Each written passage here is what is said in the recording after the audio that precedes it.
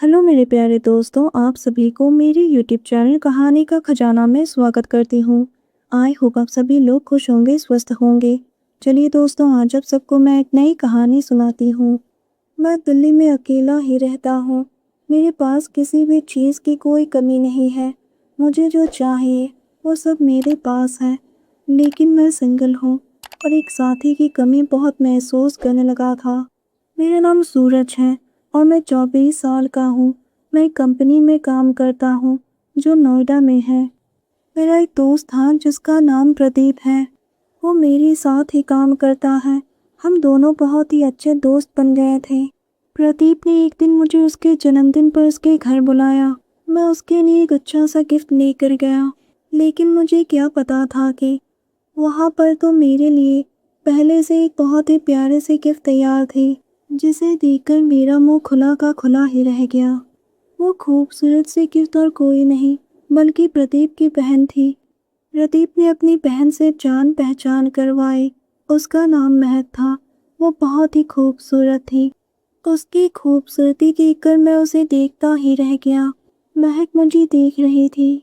उस दिन हमारी बात जान पहचान तक ही सीमित रह गई। घर वापस आने के बाद मुझे महक का चेहरा बार बार याद आने लगा। उस दिन की बात से तो मुझे कुछ भी अच्छा नहीं लगने लगा था। मेरा दिन का चैन और रातों की नींद तो मानो गायब ही हो गई थी। उसकी यादें मुझे बहुत ही परेशान करने लगी। प्रदीप एक दिन काम पर देर से आया। मैंने उससे पूछा, तुम इतनी देर क्यों हो गई? उसने कहा कि मम्मी पापा गांव गए हैं। मैं और महक के घर पर अकेले थे। महक अकेले घर का काम कर रही थी तो मैं भी उसकी मदद करने लगा, जिसकी वजह से थोड़ी देर हो गई। मैंने मन में सोचा कि यही अच्छा मौका है महक से मिलकर अपने दिल की बात करने का। दोस्तों, चैनल पर पहली बार आए हैं तो इस वीडियो को लाइक शेयर और सब्सक्राइब करें और एक प्यारा सा कमेंट ज़रूर कर दें। मैंने प्रदीप से झूठ कहा कि मैं घर पर एक फ़ाइल भूल कर आया हूँ। तुम ऑफिस का काम संभालो, मैं फ़ाइल लेकर अभी आता हूँ। इतना कहते ही मैं महक से मिलने चला गया। मैंने दरवाजे की घंटी बजाया तो महक ने दरवाज़ा खोला। उसने मुझे देखते ही कहा, प्रदीप तो काम पर चला गया। मैंने कहा, महक मैं तुमसे मिलने आया हूँ। उसने उदास होकर कहा, आपको मुझसे क्या काम है? मैंने कहा, क्या तुम मुझे अंदर नहीं बुलाओगे? उसने मुझे अंदर बुलाया और बैठने को कहा। मैंने धीरे से कहा, महक मैं तुम्हें बहुत पसंद करता हूँ।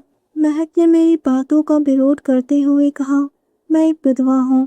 आप मुझसे दूर रहेंगे तो आपके लिए बहुत ही अच्छा होगा। मैंने कहा, तुम्हारे विधवा होने से मुझे कोई आपत्ति नहीं है। तुम एक बार मुझे सोच कर बताना। मैंने उसे अपना नंबर दिया और काम पर वापस आ गया। महक ने कुछ दिनों के बाद मुझे कॉल किया और मुझसे एक मदद मांगी। उसने कहा कि उसकी एक 2 साल की बेटी है जिसे उसके ससुराल वालों ने अपने पास रखा है और उसे अपनी बेटी से मिलने भी नहीं देते हैं। मैंने कहा, महक ये तो तुम्हारे साथ बहुत ही गलत हुआ है। तुम चिंता मत करो, मेरा दोस्त वकील है, वो सब ठीक कर देगा। कुछ महीनों की कोशिश के बाद महक को उसकी बेटी मिल गई। महक एक दिन अचानक से मेरे घर आई। वो मेरा धन्यवाद करते हुए बोली, सूरज अगर तुम नहीं होते तो शायद मैं अपनी बेटी से कभी मिल नहीं पाती। और वो एक तक मेरी आंखों में देखने लगी। मैं महसूस कर पा रहा था कि महक भी मुझे चाहने लगी थी। वो मेरे एकदम करीब आ गई और मुझसे चिपक गई। मैंने उसकी नाजुक होठों को चूम लिया। हम दोनों आंखें बंद किए एक दूसरे का साथ देने लगे। वो मदहोश होने लगी, अपने दांतों से मेरे होठों को काट रही थी। मैंने भी उसकी कमर को हल्के से दबाया, फिर धीरे धीरे हाथ धड़कनों तक गया। उसने कोई विरोध नहीं किया, मानो वो इसे लम्हे का इंतजार कर रहे थे। मैं भी बेकरार होने लगा। फिर एक एक करके हम दोनों के पर्दे अलग होते गए और हम अपने खूबसूरत लम्हे में खो गए। उसकी आंखों से खुशी के आंसू बहने लगे। वो आहें भरते हुए मुझे देख रही थी। मैं भी बहुत खुश था क्योंकि मुझे मेरा प्यार मिल गया। दोस्तों, आप सबने अपना कीमती समय निकाल कर इस वीडियो को सुना, इसके लिए आप सभी को धन्यवाद करती हूँ। धन्यवाद दोस्तों।